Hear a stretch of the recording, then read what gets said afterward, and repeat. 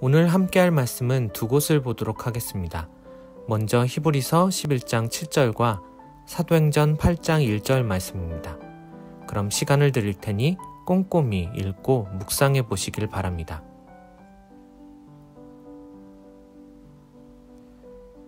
히브리서 11장 7절 말씀을 보면 믿음으로 노아는 이라고 시작합니다.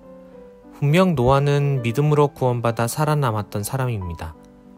온 세상이 죄로 가득했을 때 모든 사람들이 하나님의 심판을 받아서 멸망했었지만 노아와 그 가족들만큼은 살아남았습니다. 분명 믿음으로 살아남았지만 단순히 믿기만 하고 아무것도 하지 않았던 것은 아닙니다. 노아는 하나님께서 주신 블루프린트, 설계도에 따라 방주를 만드는 미션을 받았었습니다. 그리고 믿음으로 방주를 준비했습니다. 근데 아무리 하나님의 선명한 음성을 듣고 믿음으로 행동한다고 하더라도 그 거대한 방주를 만드는 일에 선뜻 뛰어들 수 있었겠습니까? 산 위에 방주를 만들었습니다. 누가 노아를 도와줬겠습니까? 아무도 도와줄 사람이 없었을 것입니다. 기껏해야 가족들만 틈틈이 도와줬을 것입니다. 게다가 거대한 방주를 만들 재료와 재정이 미리 준비되어 있었던 것도 아닙니다. 노아는 하나님께 구하지 않으면 그 무엇도 이룰 수 없을 만한 거대한 미션을 부여받았습니다. 새로운 시대를 준비하는 미션이었습니다. 새로운 인류를 준비하는 미션이었습니다. 새로운 하나님의 계획입니다. 혼자서는 도저히 이룰 수 없는 일이었습니다. 그런데 노아는 믿음으로 혼자서 방주를 만들어가기 시작합니다.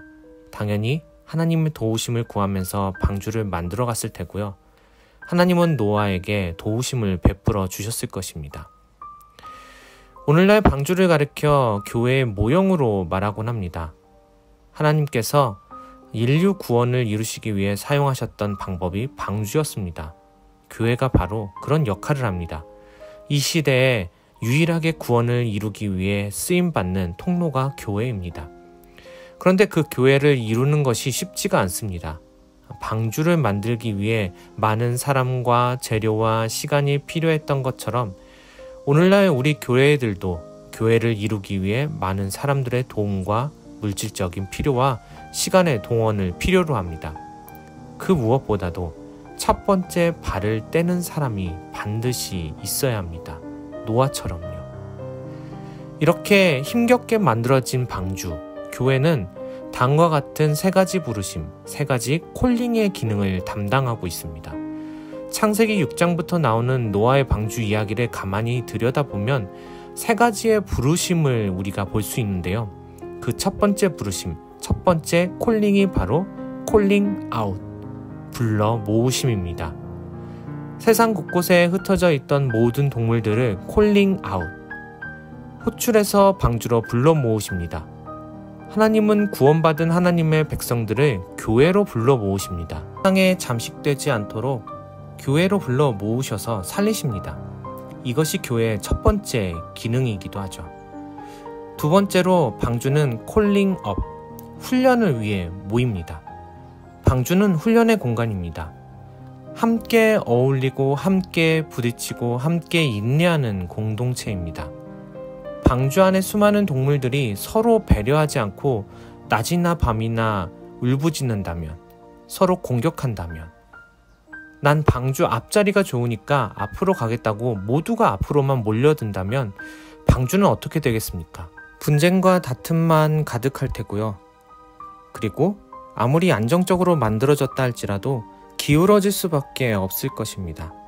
옆 우리에서 한없이 떠들고 울고 있는 동물들의 소리에 괴로워하다가 그냥 홍수 속에 뛰어드는 게 낫겠다며 밖으로 나가려고 발부둥치는 일이 일어나지 않겠습니까?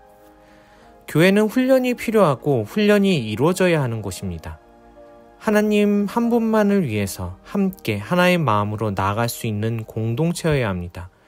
말씀에 뿌리를 내려 균형 잡힌 믿음의 공동체 생활을 할 수 있어야 합니다. 마지막으로 세 번째 콜링이 있습니다. 바로 콜링 인투, 세상 속으로의 부르심입니다. 우리는 세상으로 들어가 세상 속에서 또 다른 교회로 살아가야 합니다. 청년부가 만약 60명이라면 60개의 교회가 되는 것이고요. 70명이라면 70개의 교회가 되는 것입니다. 방주가 아무리 좋아도 방주에서 나와야 할 때가 있습니다. 우리는 지금까지 교회를 모이는 곳으로만 생각했습니다.